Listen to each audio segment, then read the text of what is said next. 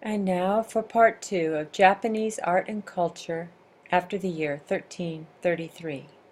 What we're looking at is a painting by Nagasawa Rosetsu, who's an artist that was active in the 1700s. And we're going to look at another very famous painting of his in a few moments. But first, let's look at what's unfolding in the society. When we come to around the year 1615, there was a great change as the Edo period came into being. It's also known as the Tokugawa period. And this was a period of really peace and prosperity, but it did come at a cost. A rigid and repressive bureaucracy was put into place as the country was divided, let's say, bureaucratically into four different classes. At the top, we have the samurai, followed by the farmers. Underneath that is the artists, and then the merchant class, the lowest class of all. But what happened was the merchant class started to make more money. And so the society, kind of by its own nature, stabilized.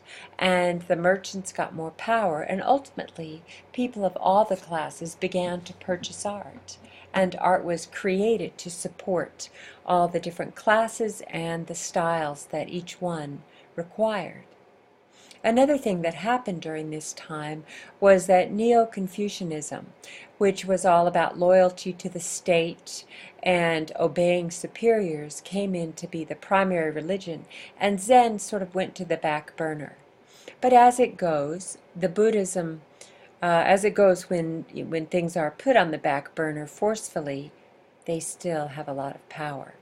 So Buddhism continued to be the primary religion of the common people, even as Neo-Confucianism came into power, came into prominence in the upper classes. During the Edo period, the city of Edo, or Tokyo, was really the center of the shoguns.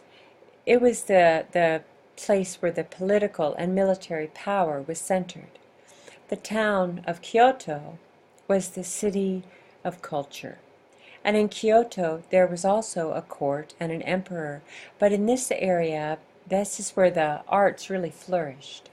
There was a school to come out of this time called the Rimpa School, and the main focus of this school was to reinterpret ancient styles of art. The most famous artist at this time was called Sotatsu, and this is his screen here. Let's talk for a moment about the Japanese screen. This is a really interesting way to paint a mural.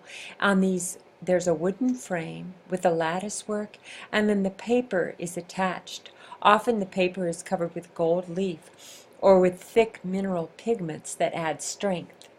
So, in a sense, this mural can be folded up and taken wherever it needs to go, and then set up and presented as a work of art. So these screens are very popular in the Japanese tradition. Now this particular image, it really expresses this ancient style, and it's a view that's very famous in Japan, but you can see how it's abstracted. He's taken all of the forms and he's simplified them. This is the second in the pair of screens, so these two go together. We have this one and we have this one.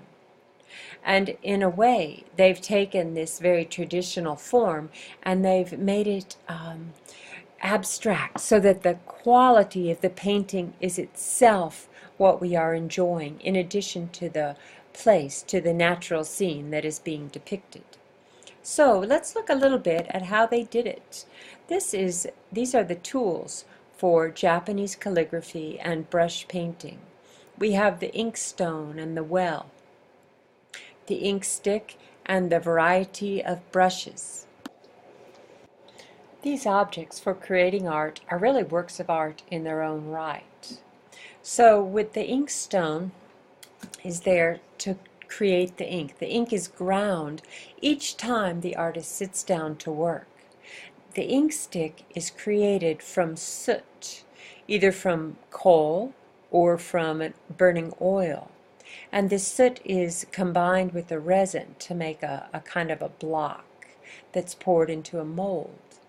When the artist prepares to work, they grind the ink stick in a circular motion on the upper, shallow edge of the inkstone, and this act itself is part of the preparation, the mindset, so to speak, for painting.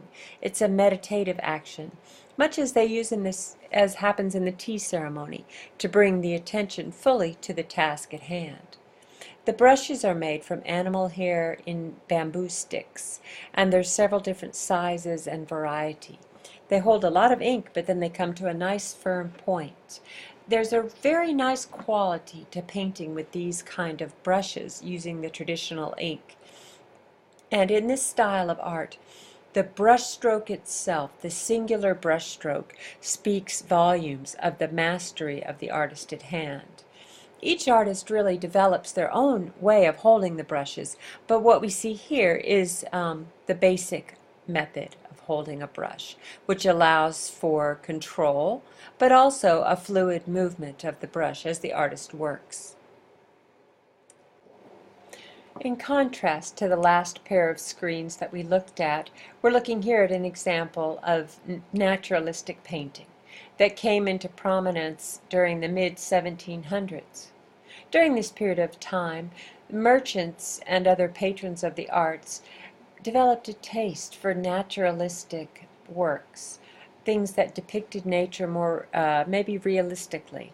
Also for perspective, as was used in Western art. Remember, this was a time when contact with the West was forbidden, and yet the telescope continued to be something that really fascinated the people of Japan. And, it incited their imagination. So the first image of this slideshow was created by the same artist that we're looking at here, Nagasawa Rosetsu. And this, I've got to say, is just one of my favorites. Consider the ink that we were just looking at, the utensils used to do this kind of painting, and that is what the artist would have used here. But I just love it. It's bull and puppy. And Rosetsu was famous for juxtaposing odd elements together in a way that was both endearing and amusing. And here is a fine example of that. So as Edo was the center of power, Kyoto continued to be a center of the arts. And because they were far from the watchful eyes of the government in Edo, they could really kind of go their own way. And one of the ways that they did go their own direction involved the development of Confucianism and the interpretation that the people of Kyoto, by and large, how they interpreted this religious form, we could call it. So in Kyoto, they tended to blend the Taoist ideals along with Confucianism, and this included the uniqueness of each individual and the fact that everyone has their own artistic creativity. Now this is an important point because that focus on the individual and celebration of unique individual abilities, that is something that throughout the history of the world has given rise to great development in the arts. Now, the people of Kyoto that were following this line of thought greatly admired China, and they drew from Chinese texts on painting and styled after their own painting after the Chinese literati painting. And here's an example here from Ike Taiga, who was one of the fine it's a fine example of that kind of painting. Now this guy, he was a character beyond his abilities as a painter. Another thing that happened in Kyoto at this time was that the formal tea ceremony gave way to a less formal tea ceremony in something that they called sencha. They would drink sencha and discuss literati ideals as they drank tea. So this artist, Ike Taiga, was one of the really prominent members of that tea-drinking literati society, and by all accounts he was a character. So this view of the mountains, if you look closely, it's maybe kind of painted in a simplified form. Maybe not a lot of skill as we see in some of the other paintings, and yet there is a beautiful quality to it that reflects the immediacy of the brushstroke and the celebration of the fact of putting pen or brush to paper. Japanese artists have mastered the art of the woodblock print. And this was, as in many other forms of art in Japan, it was really formalized, where the artist would create the work on tissue paper and then give it to a master carver, and then go through a multi-staged process to finish the print. What is important to remember is that woodblock prints are a major one of the primary ways that the Japanese have traditionally made art. Another really interesting thing is that in the late 1800s, when Japan did open up to the West, these prints became all the rage in France. And if you look at the art of the French Impressionists, Van Gogh, Mary Cassatt in particular, and several other Impressionists, you can absolutely see the influence of the Japanese woodblock print. As the art of Japan became more popular in Europe and in America, artists would take one site, one famous feature in Japan, and make several different images of it. And among the most famous is by Hokusai, and this is from 36 Views of Mount Fuji. This is probably the most reproduced print in all the world. And at the time that it was made, it was just so wildly popular that he printed as many as he could from the woodblock until it just really wore out, and then carved another and did it again. This is so interesting to me because it looks like a yin-yang, and so it would be very peaceful. And yet, what about the little people in the boat that are about to get this big wave crashed upon them? So it's a real juxtaposition. It's also a master of design. It shows mastery of design in that there is like a yin-yang shape right there, and in simply looking at the shape, it brings a feeling of harmony. So I would probably think it's wise to remember that a guy named Hokusai is the person who created this particular famous woodblock print. That's worth knowing. So now we're going to look a little bit more at the art of Zen painting from a slightly different perspective. While Neo-Confucianism was the main religion or belief system of those in authority, Zen Buddhism continued to thrive among the common people. And many monks traveled the countryside speaking on Zen and teaching. One of the most famous was Hakuin Ikaku, and this is a painting of his. What these monks would do is they would paint these paintings and then just give them to people.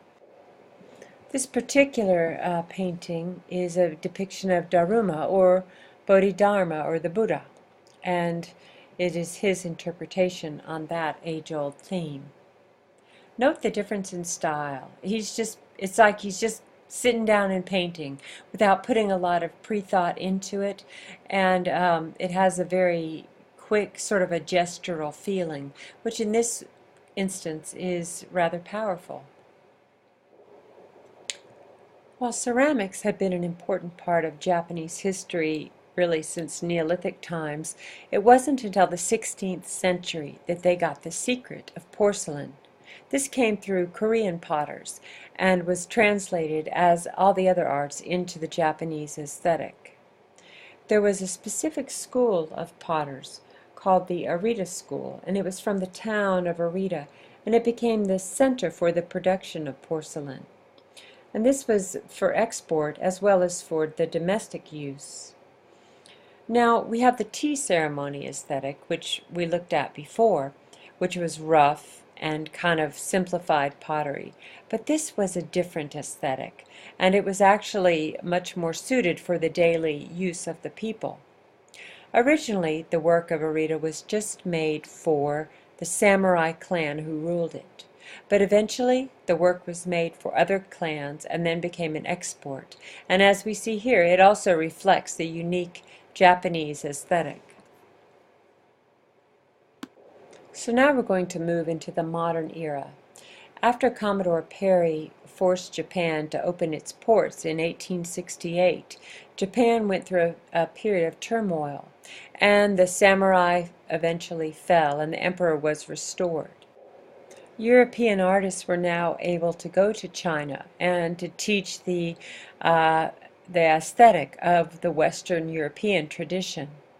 During the same time, there was a gentleman named Ernest Fenollosa, who was an American from Harvard, and he traveled to Japan to teach philosophy and political economy at Tokyo University. Within a few years, he began to encourage people to return to the Japanese tradition. Maybe he saw so much westernization taking place that he feared for the Japanese style. So as what his message was yes, draw from Western tradition, but be sure to maintain the Japanese unique feeling, aesthetic in the art. So one man named Yokoyama Taikon was a follower of this tradition, and this is his work as we see. What I see here is the Art Nouveau tradition blended with the Japanese style, and the result is so strikingly beautiful. Now we're going to look at our final slide in the Hiroshima Peace Memorial Museum. After the end of World War II, Japan was really in shambles, and the whole tradition of the emperor had been destroyed. And as it began to rebuild, this memorial was rebuilt just really in 1955, only 10 years after the end of the war. It was built to memorialize those who died at the bombing of Hiroshima, but also as a prayer for peace, that the devastation of this war may never repeat itself. The architect who designed this structure was Tengai Kenzo, and he won this as part of a competition when he was a young student, and he went on to be one of the great modernist architects of the world. In the great tradition of Corbusier and all of the modernist simplistic style that was active in the 20th century. So this memorial, to honor all those who perished in the bombing of Hiroshima and to be a wish for peace in the world in the future, this is our final slide. So I can say, once again, thanks for listening.